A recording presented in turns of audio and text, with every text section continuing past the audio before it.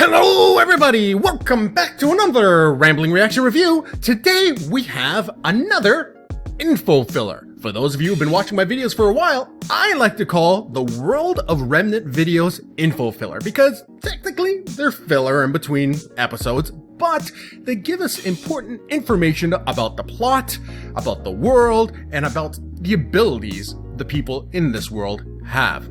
So, what I'm going to talk about today is the previous World of Remnant I missed right before the season premiere, the Vytal Festival. I'm also going to talk mostly about the newest one, Huntsmen, and a quick little blurb at the end about one that was on the DVD. It was a DVD, Blu-ray, whatever, only World of Remnant called Aura. Let's begin. First of all, the color scheme has been changed. What used to be something that was very shades of brown, almost a Skyrim or Fallout scene, now has vibrant color, at least on the subject characters, to help them pop out and keep the viewers focused on them.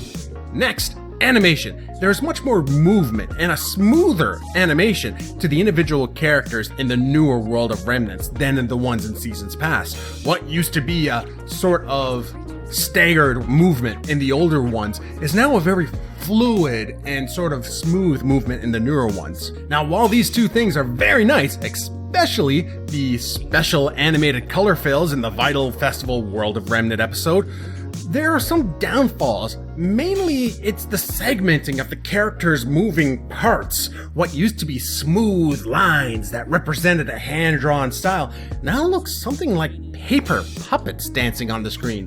While it does afford for the smoother and better animation I was talking about earlier, I can see every break in the arms like jaggies in a video game that is in desperate need of anti-aliasing to smooth those out.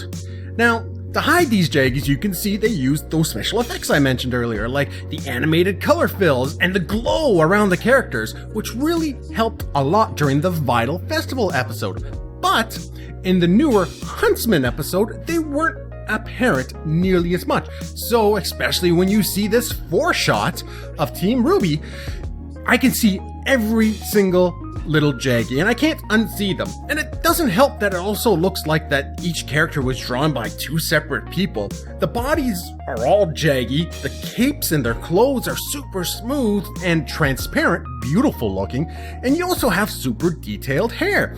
It just doesn't all mesh together. With that said, I do have to mention I am biased towards the earlier World of Remnant semi-hand-drawn style. I think I'm naturally drawn to it more, but if anything saves the new style, it's that color palette I mentioned earlier with the glow effects. If they use that more often to hide those rough edges, it would be so much better. Use them more. Story-wise, it was all quite informative as usual. The Vytal Festival World of Remnant is pretty cut and dry, explaining how the Vytal Festival came to be after the Great War to continue peaceful relations between the kingdoms. Kind of explaining too how that giant arena was made. Each part of it was built by a different kingdom. Now, while both videos were very informative, the Huntsmen World of Remnant raised one of the most interesting questions for me.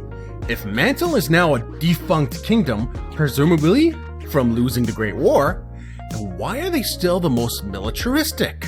With, Atlas being there, iron words from Atlas, all of his bloody students are there, and they're so remember the shot where Osman was talking to all the different schools? They are the only one in military outfits. The other ones are in school, the other ones are casual, but the robots are from Atlas. Ironwood and his ships are from Atlas. Why does a defunct kingdom have such a militaristic background? It's just, This raises other questions now and so many other possibilities. Like maybe Cinder and her group are not on the side of the enemy Ozpin and them are always talking about that are kind of related to the Grimm. Maybe there's some sort of offshoot organization from the former Kingdom of Mantle. Also, why does nobody talk about the continent that looks like a dragon? Really, you can't make a landmass like that and at least not have a sign that says, "Here be dragons." Grimm. Lastly, I'm going to talk about the World of Remnant I missed in the past, Volume 2's episode on Aura. Now, this was a World of Remnant that was exclusive to the DVD. So, it's the last one they did in the old style, and obviously my favorite of the bunch. I just love the simplistic style and even less detailed animation, to be quite honest. You know why? Because it was implemented so well. Like the credits at the end of The Incredibles.